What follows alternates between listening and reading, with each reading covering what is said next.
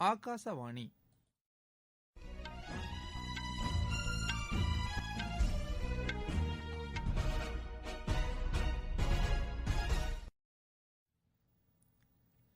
செய்திகள் வாசிப்பவர் கனகராஜ்.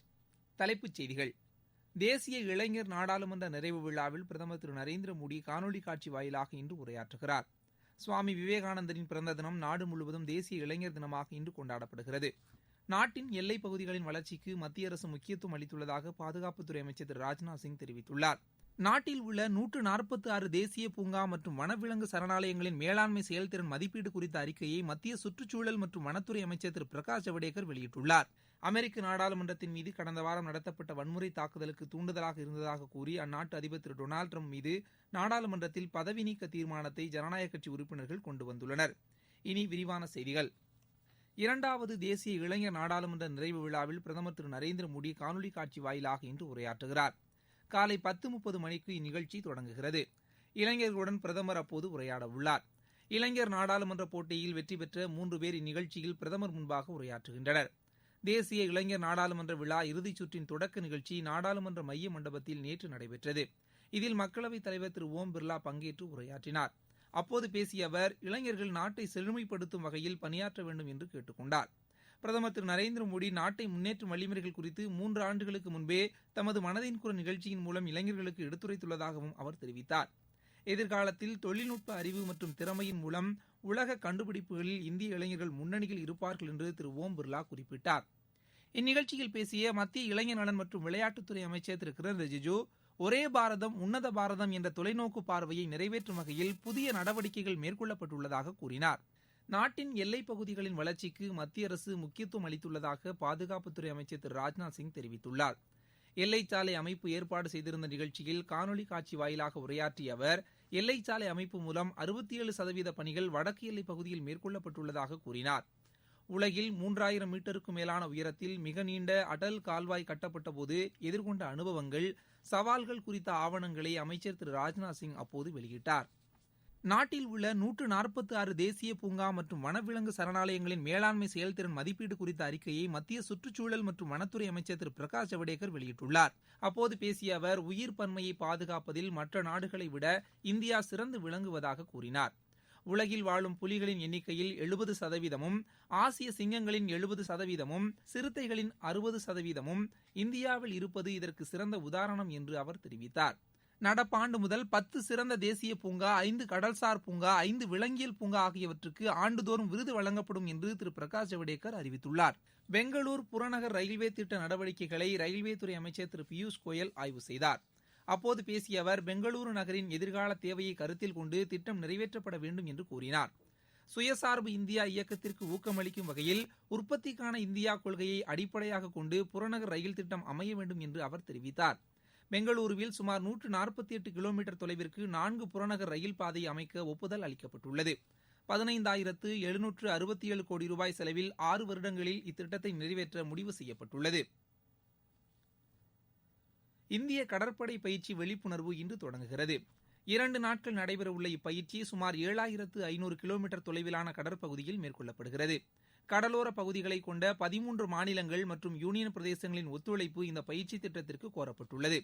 கடலோர பகுதிகளில் வசிக்கும் மக்கள், குறிப்பாக மீனவர்கள், கடல்சார் பாதுகாப்பு பணியில் இந்திய கடற்படைக்கு உதவும் நோக்கில் இந்த கடல்சார் விழிப்புணர்வு பயிற்சி மேற்கொள்ளப்பட உள்ளது. நாட்டின் கடலோர எல்லைப் பகுதிகளை ஒருங்கிணைத்து மேற்கொள்ளப்படும் மிகப்பெரிய பயிற்சி திட்டத்தின் முதலாவது கட்டம் கடந்த 2019ஆம் ஆண்டு 2 நாட்கள் நடைபெற்றது. நாட்டில் பறவை காய்ச்சலால் பாதிக்கப்பட்ட மாநிலங்களில் அதற்கான தடுப்பு நடவடிக்கைகள் மேற்கொள்ளப்பட்டு வருகின்றன. அதற்கான வழிகாட்டு நெறிமுறைகளை மேற்கு வங்கம், குஜராத் மாநில அரசுகள் வெளியிட்டுள்ளன. ஹிமாச்சல பிரதேச மாநிலத்தில் வெளி மாநிலங்களிலிருந்து கோழிகளை கொண்டு வருவதற்கு 1 வாரத்திற்கு தடை விதிக்கப்பட்டுள்ளது. சிம்லாவில் நேற்று முதலமைச்சர் திரு ஜெய்ராம் தாக்கூர் தலைமையில் நடைபெற்ற கூட்டத்தில் இதற்கான முடிவு மேற்கொள்ளப்பட்டது. அம்மாநிலத்தில் பறவை காய்ச்சலால் பாதிக்கப்பட்ட 4300க்கும் மேற்பட்ட பறவைகள் உயிரிழந்தன. மகாராஷ்டிரா மாநிலம் மும்பை புறநகர் பகுதியில் பறவை காய்ச்சல் உறுதி செய்யப்பட்டுள்ளது. செம்பூர் மற்றும் கிர்கான் பகுதியில் 9 காகங்கள் இறந்தது தெரியவந்துள்ளது. தானே மாவட்டத்திலும் 16 பறவைகள் பறவை காய்ச்சலால் பாதிக்கப்பட்டு இறந்தது கண்டறியப்பட்டுள்ளது. நீங்கள் கேட்டுக்கொண்டிருப்பது ஆகாசவாணியின் செய்தி அறிக்கை.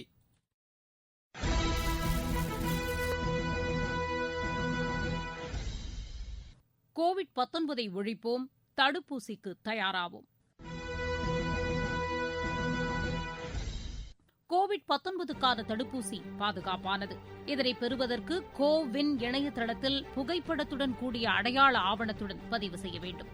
உங்கள் கைபேசி செயலிக்கு வரும் தேதியில் சம்பந்தப்பட்ட மையத்திற்கு சென்று தடுப்பூசி போட்டுக் கொள்ள வேண்டும். தடுப்பூசி போட்டவுடன் 1/2 மணி நேரம் கண்காணிப்பு மையத்தில் அமர்ந்திருக்க வேண்டும். 2ஆம் சுற்று தடுப்பூசியையும் அதற்கான தேதியில் தவறாமல் போட்டுக் கொள்ள வேண்டும். நம் நலன் காத்து நாட்டு நலனை உறுதி செய்வோம்.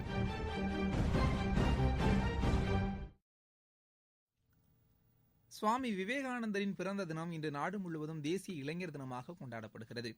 நாட்டின் சிறந்த ஆன்மீக தலைவர்களில் ஒருவராக விளங்கிய விவேகானந்தர் இந்தியாவின் தத்துவங்களை உலகிற்கு அறிமுகம் செய்தவர். 1893ஆம் ஆண்டு சிகாகோவில் நடைபெற்ற உலக ஆன்மீக மாநாட்டில் ஆற்றிய உரைக்கு பிறகு அவர் பிரபலமடைந்தார். 19ஆம் நூற்றாண்டில் வாழ்ந்த ராமகிருஷ்ண பரமஹம்சரின் சீடரான சுவாமி விவேகானந்தர் ராமகிருஷ்ண மடம், ராமகிருஷ்ண மிஷன் ஆகியவற்றை நிறுவினார். கர்நாடக மாநிலத்தில் நேரிட்ட சாலை விபத்தில் மத்திய அமைச்சர் திரு ஸ்ரீபத் நாயக் காயமடைந்தார். அவருடைய மனைவி விஜயா, உதவியாளர் தீபக் ஆகியோர் உயிரிழந்தனர். எல்லப்பூரிலிருந்து கோகர்னாவுக்கு அவர்கள் சென்று கொண்டிருந்த கார் ஹொசாகம்பி கிராமம் அருகே விபத்துக்குள்ளானது. காயமடைந்த அமைச்சர் திரு ஸ்ரீபத் நாயக் சிகிச்சைக்காக கோவா மருத்துவமனையில் அனுமதிக்கப்பட்டுள்ளார். விபத்து குறித்து தகவல் அறிந்த பிரதமர் திரு நரேந்திர மோடி, பாதுகாப்புத்துறை அமைச்சர் திரு ராஜ்நாத் சிங் ஆகியோர் கோவா முதலமைச்சர் திரு பிரமோத் சாவந்தை தொடர்பு கொண்டு பேசினர். அமைச்சர் திரு ஸ்ரீபத் நாயக்கின் சிகிச்சைக்கு தேவையான உரிய ஏற்பாடுகளை மேற்கொள்ளுமாறு அப்போது அவர்கள் கேட்டுக் கொண்டனர். புகழ்பெற்ற வானியல் நிபுணரான பேராசிரியர் சசிகுமார் சித்ரேவின் மறைவுக்கு பிரதமர் திரு நரேந்திர மோடி இரங்கல் தெரிவித்துள்ளார்.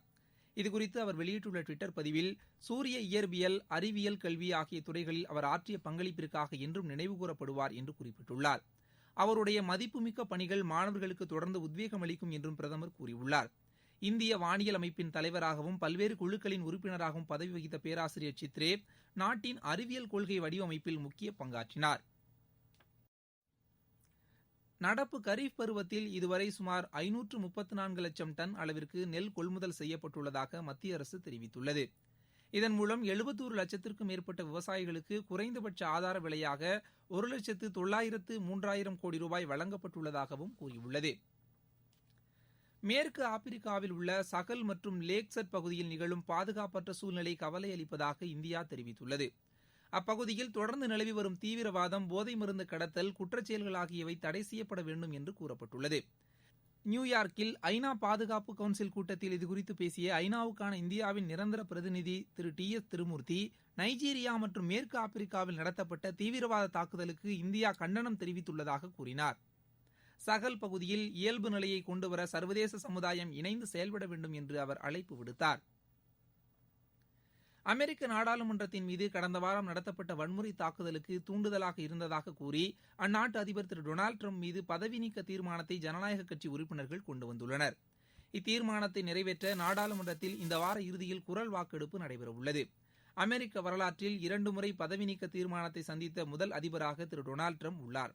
இதற்கிடையே அதிபர் திரு டிரம்பை பதவி நீக்கம் செய்யும் வகையில் நடவடிக்கைகளை மேற்கொள்ளுமாறு துணை அதிபர் திரு மைக் பென்ஸை ஜனநாயக கட்சி உறுப்பினர்கள் வலியுறுத்தினர்.